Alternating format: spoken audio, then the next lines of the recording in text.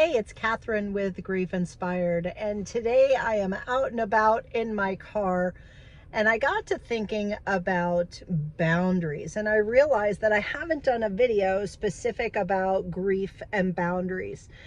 And I've realized, however, that I talk about it all the time in my grief course, so we're going to talk about that now.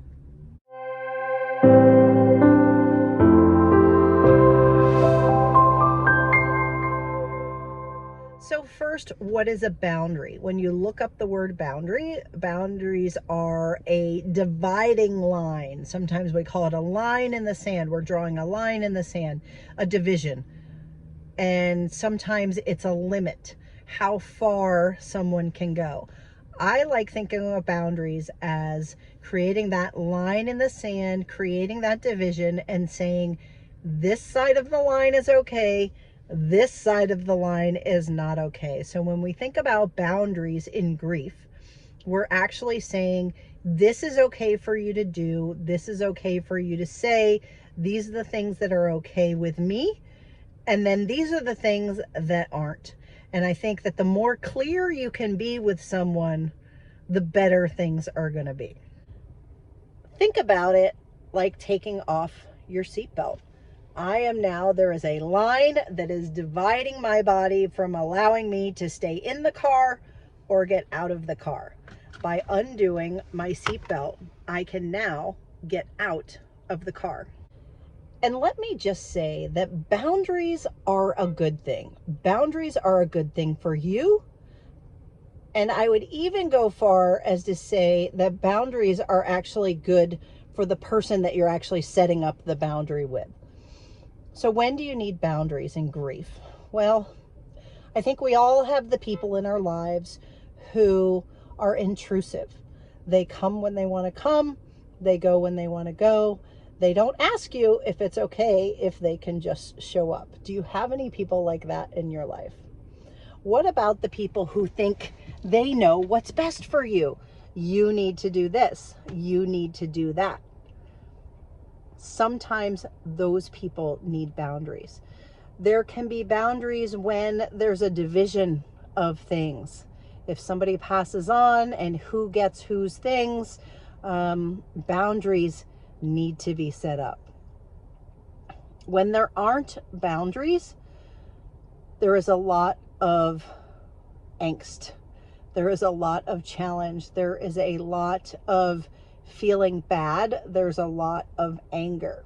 So how do you set up a boundary? Well, you decide what is okay specifically for you and what you need in the current situation that you happen to be in. And you spend less time worrying about whether or not they're going to be okay with your decision. We have to realize that there are a lot of times when we make decisions because we think it's what we should do. We think it's the right thing to do. And sometimes that's okay. But when it goes to the extent that it's actually not good for you, then a boundary is definitely needed. You know, I was talking in my grief course and there was someone had just said, I am going to show up on Monday and I will be there at this time. And she had said, okay, but she realized that maybe she didn't want that person to be there on Monday at the time that this person was going to show up. But she hadn't seen the person in a while. She wanted to be nice. She wanted to be accommodating. But that's a situation where a boundary was needed. She could have gone and just let the person visit, dealt with what had to happen. The person happened to talk a lot about themselves and not really be interested in her or supporting her in her grief process. She really just wanted to be there to talk about herself. Now, is it possible that you know anybody like that in your life? Well, having that person come on that certain day was not good for her. So even though she had said yes originally to her coming, she was allowed to set a boundary and say, I don't think that I want you to come today. I'm just not feeling up to it. That is a boundary that she is creating for herself to protect herself. Now, the thing that we talked about is the fact that the person just shows up unannounced whenever they want is because they haven't set a boundary with that person. So if you say, I can't really make it this time, and in the future, could you please let me know when you want to come and check in with me before you just decide to come? That is setting a boundary. We have to remember that we teach people how to treat us. If we do not have boundaries, they will not respect them.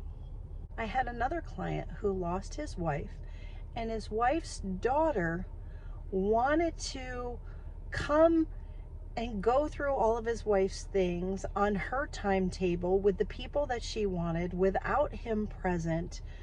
There were just a lot of things that she was asking that was really not appropriate, especially given that these are the things that he had with his wife that really belonged to him.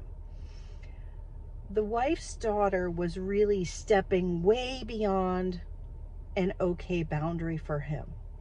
He had tried to be accommodating, but still she continued to push, continued to want to do things the way she wanted to do them, and it was making him very angry. So his anger was really showing that there was a boundary that needed.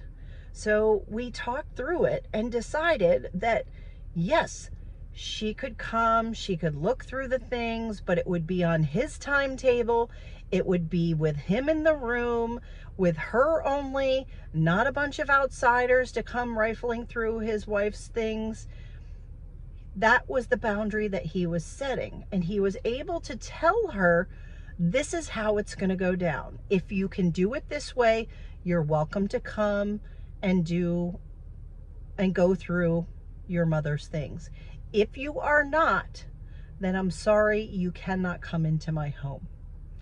That is a boundary that needed to be set. Now, we're still waiting to see how this is going to work out for him.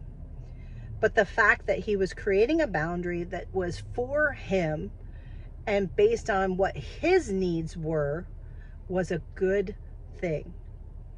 It's always okay to be accommodating, but you don't want to be accommodating to other people at your own expense.